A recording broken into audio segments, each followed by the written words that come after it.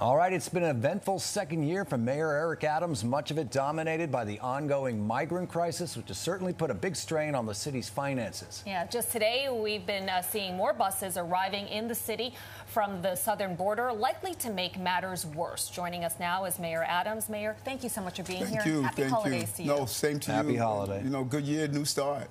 So hopefully, let's hope so. I mean, this migrant crisis, we were at a critical juncture before. Where are we now with this influx of the most recent migrants? Really escalated, and whenever we engage in this conversation, we like to be clear. Listen, this is a city of immigrant, but coordination, employment, the right to work is so important. Last week, we got 14 buses on one day. And when you look at anywhere from almost 4,000 that we're getting a week, it is just playing a strain on not only the migrant asylum seekers, but everyday New Yorkers. The numbers are really mind-boggling. Now, I know you've been very critical of the feds in this. Have you talked to them recently? Have they had any kind of something to say about how we're going to handle this? No, it's really amazing when you think about it. We were joined by Denver Mayor and Chicago Mayor Johnson and Mayor Johnston, as we talked about the impact of their cities, and we're watching our cities buckled under the numbers, 161,000.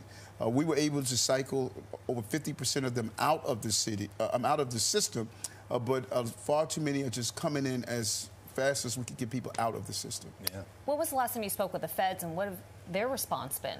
My last trip, 10 trips to Washington, D.C., and it's as though there's no real plan that's coming out.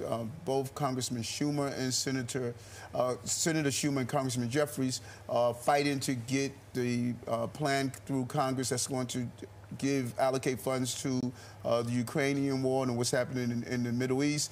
But we need a real package for the southern borders and those cities that are being impacted currently. All right, let's talk a little bit, shift gears. New Year's Eve, right on our doorstep. Let's talk about Times Square, preps and security preps. How does it feel right now? Are there any things that New Yorkers should be aware of? Anything you want to share in terms of security and preparations like that? Well, no credible threat. And the Deputy Commissioner of Intelligence, Counterintelligence, she's on top of this, Commissioner Weiner. And as you saw last year, we had that serious assault on 2 officers. This person appeared to have been a lone wolf, but the officers responded accordingly, appropriately, and so we're going to be on top of it. It's going to be a hiding concern because of some of the demonstrations that you have been witnessing in the city, but the overwhelming number have been peaceful. But those who are violent and show any level of aggression, we're going to make sure we're on top of them. I've covered Times Square many years before, and nobody does it better than the NYPD, well, so we will be safe. Well, let's go back a bit to the budget crisis. We are looking at budget cuts to the NYPD, to the graduating class. How can we reconcile that in terms of keeping the city safe? And it's so important. I say over and over again, prerequisite to prosperity is public safety. And we're focused on making sure we get it right. But it just goes to show you the byproduct of what this migrant and asylum seekers crisis is doing. We had to hold up a class. We're looking to put a class in this year in January.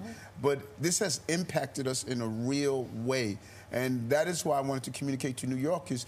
We've been successful in not seeing the visualization of this crisis, but the dam has burst, and we're going to see the impact. Every agency in the city is going to be impacted by this. And do we expect to get some federal help at some point? Are you optimistic? Are you almost at this point not even expecting it? I am not as optimistic as I was back in April of last year. I would not have thought we would still be here talking about the support that we need. We should not be doing the federal government's job. We should not be finding locations. And when you think about it, one report stated over 99% of the people who have come through the system, we've been able to take care of. But that is not our job. This is not the job of local municipalities, El Paso, New York City, Denver, Chicago. This is the job of the federal government. And Mayor, before we let you go, we have more pressing news of the day, the steam pipe leak you just came from. Yeah. Can you provide an update? It's just up the street here from our studios. Well, it just goes to show you this city, anything could happen at any given time. That's what all the former mayors shared with me when I spoke with them. You start your day 6 a.m., you have a steam leak. And, you know, we were concerned about asbestos being released into the atmosphere. The Con Edison, New York City Police Department, Commissioner Iskel, who was our team leader, they responded accordingly, and we were able to get it under control. Now we have to clean up phase, and really hats off to the first responders. This city just operates, and it just get it done. And the air quality, the tests, everything looked pretty in order? Several preliminary tests, and the level is not at a dangerous level, and now we're doing the process of cleaning up and cleaning the streets as well. And folks should stay indoors if they can, at least for now. Wear N95 masks, stay indoors, let them clean up the area as much as possible. And this is on 2nd Avenue, by the way, in 52nd or 54th? I think it's 52nd. Right in that area. Yes, Otherwise, you don't have to wear your N95 mask on the street. Right. Mayor Eric Adams, thank you so much for coming in. We sure appreciate it. Have a great and happy New Year. Thank you again.